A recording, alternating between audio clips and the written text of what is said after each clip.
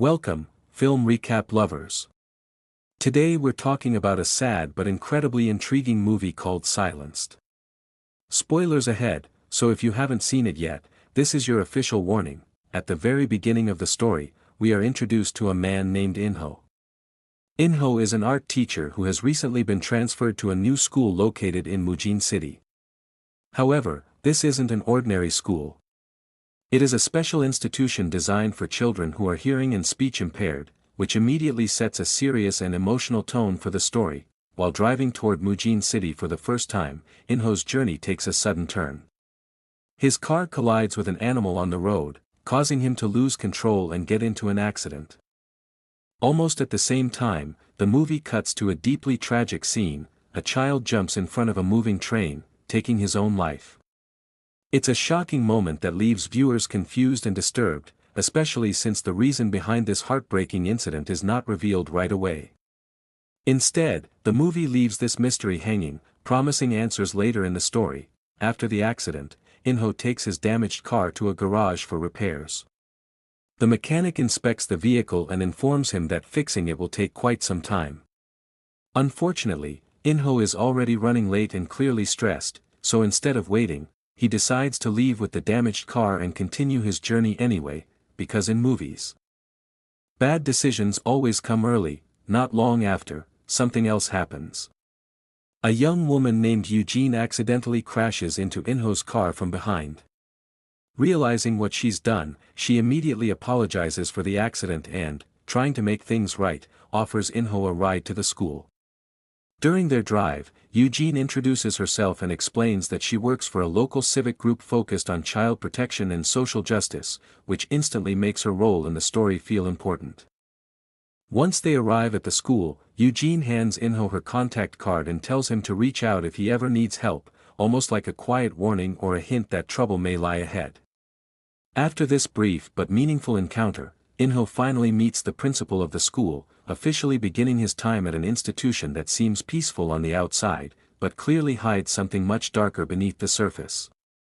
During their conversation, it's revealed that Inho's transfer to Mujin City was arranged by a Professor Kim.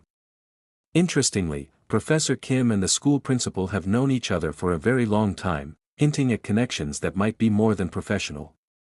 The principal then calls the school chief to explain some things further. When Inho finally sees the chief, he is visibly shocked.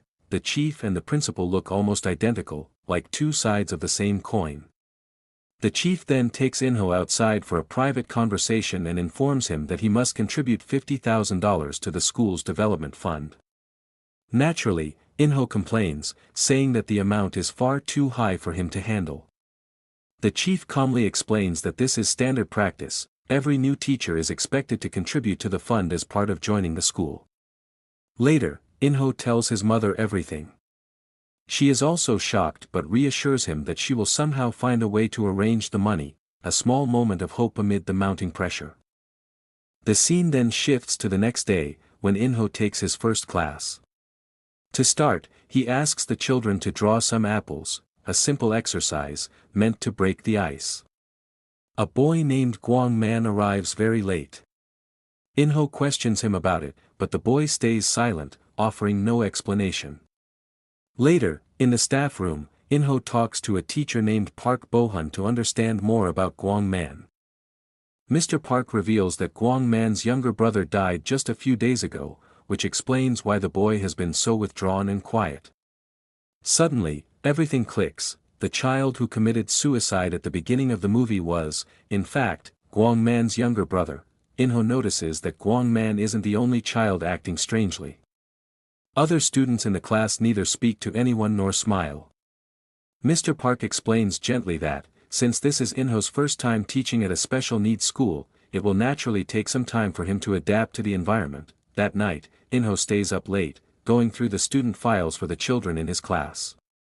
He discovers that Guang Man's father is seriously ill and his mother is no longer around. As he continues, he comes across files for two girls, Yendu and Yuri. Yendu's file reveals that she is an orphan, while Yuri's parents are mentally unstable. The files paint a grim picture of the hardships these children face every day. As Inho prepares to leave, he suddenly hears someone shouting from upstairs. Following the sound, he finds himself near the girls' bathroom. Just as he is about to open the door and investigate, the school guard appears. In-ho tells him that he heard someone screaming, but the guard brushes it off casually, saying that children at the school often scream at night just for fun. The next day, Officer Young is seen sitting in the principal's office, where the principal is being bribed to cover up the suicide case involving Gwang Man's younger brother. Meanwhile, In-ho arrives at the office to submit the payment for the school's development fund. After handing over the money, he walks to the staff room, only to be shocked by a horrifying scene. Mr. Park is brutally beating Gwang Man. In-ho immediately steps in and demands to know why the boy is being treated so violently. Mr. Park responds, coldly explaining that Gwang Man had gone out the previous night with 2 girls. The scene leaves In-ho, and the audience, in stunned disbelief, realizing that there is far more happening behind the school's walls than anyone could have imagined. Mr. Park tries to justify his brutality, explaining that his own younger brother had left the school in a similar way, and tragically, he died shortly afterward. He claims that he genuinely cares about the children, but insists that to keep them disciplined, sometimes he has no choice but to use force. It's a chilling excuse that hints at the twisted justification behind the school's culture of violence. Later, In-ho is seen leaving the school after a long day of teaching and administrative work. Just as he's stepping out, something catches his eye. Yuri is sitting dangerously on a window ledge, teetering as if on the brink of falling. Alarmed, In-ho calls out to her, but she doesn't hear him. Panic rising, he sprints toward her and quickly pulls her down to safety. Yuri flinches at the sudden grab, startled, and In-ho immediately apologizes. He starts to step away, thinking the moment is over, but Yuri stops him with a gesture, silently urging him to follow her to the school's laundry room. Concerned and curious, In-ho follows. Inside the laundry room, he is horrified by what he sees. A woman is forcefully holding Yendu's head inside a washing machine. In-ho rushes forward and stops her immediately. The woman calmly introduces herself as Yunji, the school counselor, and claims she was simply teaching Yendu a lesson in discipline. In-ho is stunned, his shock turning to fury. He asks incredulously what kind of discipline involves this level of violence. Sternly, he warns her that if he ever sees such behavior again, he will report her and file a formal complaint. Meanwhile, Yendu faints from the trauma, and In-ho immediately rushes her to the hospital. On the way, he calls Eugene and tells her everything that just happened, hoping someone can help navigate this nightmare. The next day, In-ho is in the principal's office. The principal admits that Miss Yun can be overly strict with the students and claims she regrets what happened to Yendu. He adds that she intends to apologize. He then inquires where Yendu is admitted, and In-ho provides the hospital's name. Back in the classroom, In-ho asks the children to draw portraits of one another. Since Yendu is still in the hospital, Yuri is left without a partner. In-ho sits in front of her and gently signs that she should draw him, and he will draw her. Yuri hesitates and signs back, explaining that she has many scars on her face, which will show up in the drawing. With a warm, reassuring smile, In-ho promises her through sign language that he will create a beautiful portrait of her. Moments later, he finishes the drawing, capturing her gentle spirit perfectly. For the first time in a long while, a soft smile appears on Yuri's face. Later, In-ho receives a call from Eugene, requesting a meeting. She says it's urgent and concerns Yendu. When In-ho meets her, Eugene delivers a devastating truth: Yendu has been sexually abused, and the person responsible is the school principal himself. Eugene hands In-ho a handwritten note that Yendu wrote the night before, detailing everything that happened. The note names the principal, the school chief, and Mr. Park as those involved, and also reveals that Mr. Park has been abusing the boys. Stunned and furious, In-ho urges Eugene to go to the police, but she shakes her head. She explains that even if the children speak up, the police will just send them back, because the system is rigged, and law enforcement is colluding with the principal. Panic hits In-ho as he suddenly remembers telling the principal which hospital Yendu is admitted to. Cut to the hospital. The principal, Yunji, and Mr. Park are seen entering the building. By the time Inho arrives, Yendu is nowhere to be found. Frantically searching, he fears the worst, until Eugene opens a cupboard in the corner and finds Yendu hiding inside, trembling but alive and safe.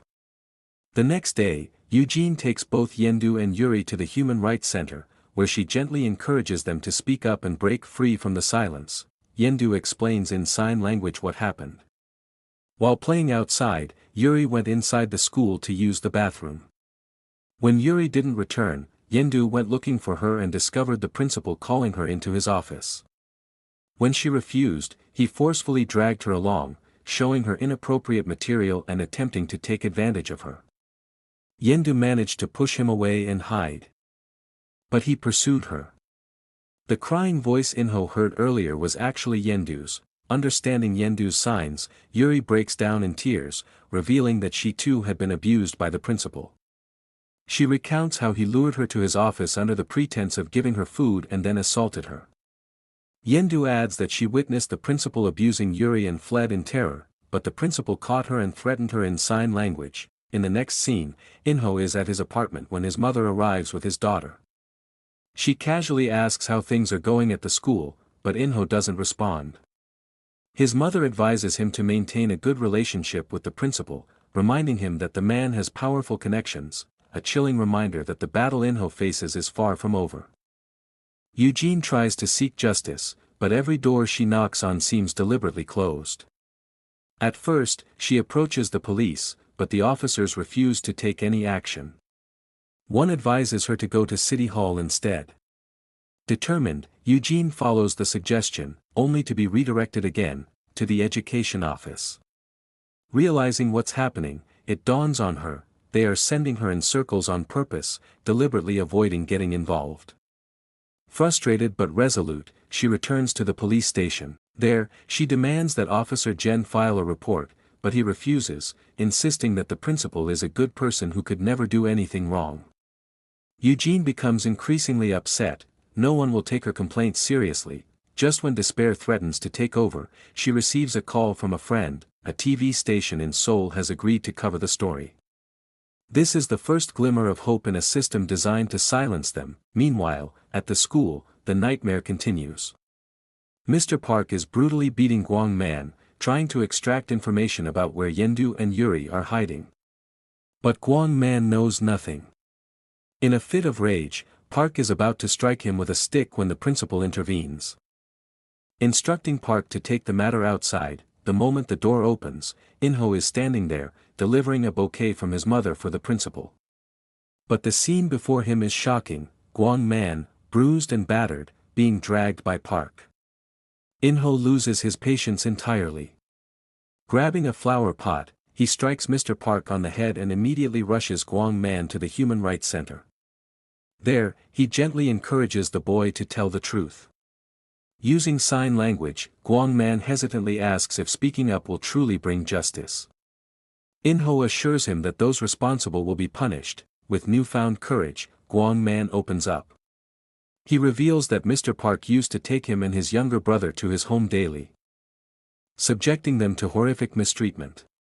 His testimony is broadcast live across the city, igniting public outrage. Soon after, the principal, the school chief, and Mr. Park are arrested. At the first court hearing, the principal attempts to portray himself as innocent.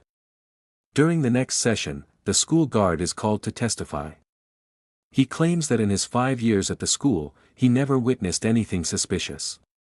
But under cross-examination by Inho's lawyer, the truth emerges. The guard had previously been fired for theft and was only employed at the school thanks to the principal, revealing a bought loyalty. Next, the doctor who examined the girls takes the stand. She falsely testifies that the children were unharmed. However, cross-examination exposes a second medical report clearly showing the injuries, proving she tried to cover up the abuse. All the children involved are emotionally shaken, struggling to eat or sleep. Wanting to give them a brief reprieve, Inho takes them to the beach. There, Yendu quietly shares that she used to visit this beach with her family as a child. Back then, she could hear the waves.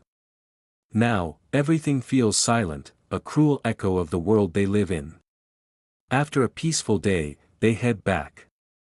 On the way, Yuri signs to Inho that she wishes he were her father and Eugene her mother, a small but touching moment of connection amid the chaos. In the next court hearing, it's Yuri's turn to testify. Bravely, she recounts the abuse she suffered at the principal's hands since third grade.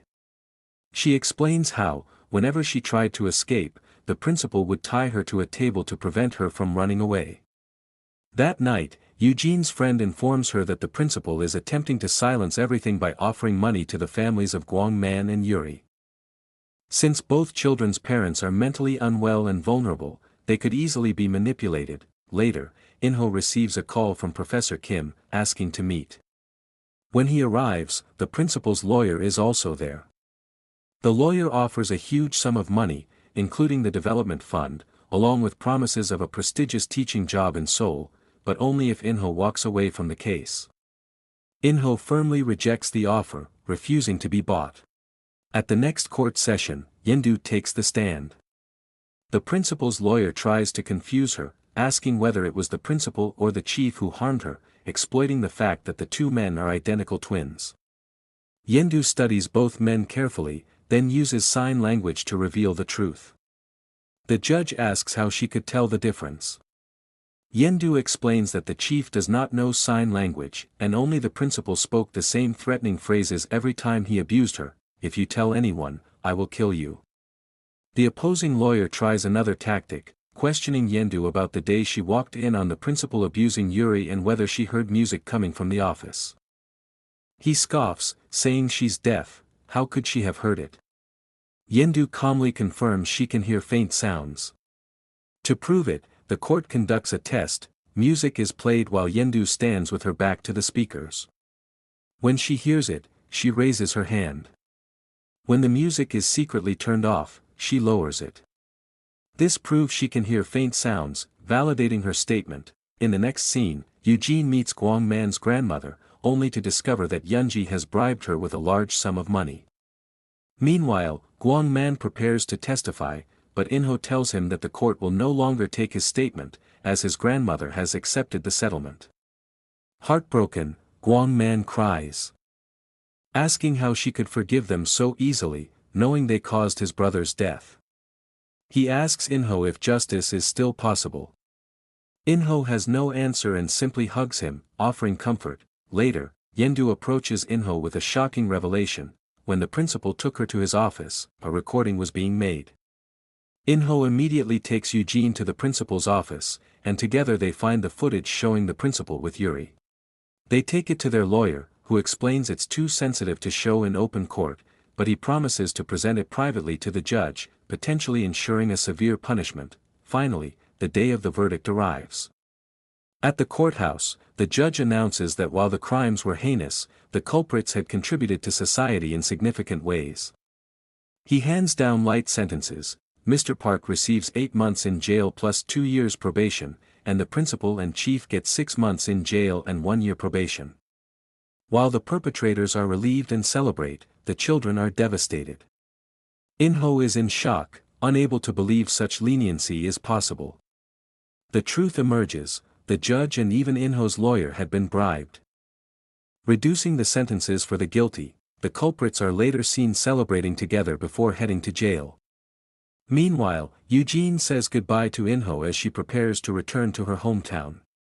Back home, she learns that Guangman has gone to Mr. Park's house seeking revenge. She immediately informs Inho. At the same time, Mr. Park returns from the party and invites Guangman in casually. But Guangman pulls out a knife, and a violent struggle ensues. The fight moves onto a nearby railway track. A train approaches, and despite the chaos, neither lets go. Tragically, both are struck by the train. Elsewhere, Inho arrives at Park's house but finds it empty. He follows the trail to the railway. Arriving moments too late, witnessing the heartbreaking aftermath, in the final scene of this chapter, Inho, Eugene, and members of the human rights group are seen protesting outside the courthouse, demanding justice, their voices carrying the echoes of the children's suffering and the fight that is far from over. Despite all they've endured and bravely exposed, justice still feels painfully out of reach. The story then jumps 1 year into the future. In-ho is now living in Seoul, trying to rebuild some semblance of normalcy in his life. One day, he receives an email from Eugene, updating him on the children.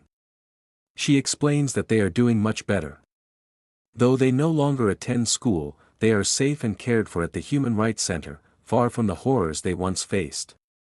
Eugene also shares that she had filed an appeal in court in the hope of securing stricter punishment for the culprits, but it was denied, a stark reminder that the system is still flawed and incomplete. In the final scene, In-ho is walking through the streets of Seoul, holding a birthday cake for his daughter, a small symbol of warmth and life amid all the darkness he's witnessed. As he walks, his eyes catch a digital display in the distance. The screen flickers and reads, "Come to Mujin, a city of fog." The words linger for a moment, mysterious and ominous, before the screen slowly fades to black, leaving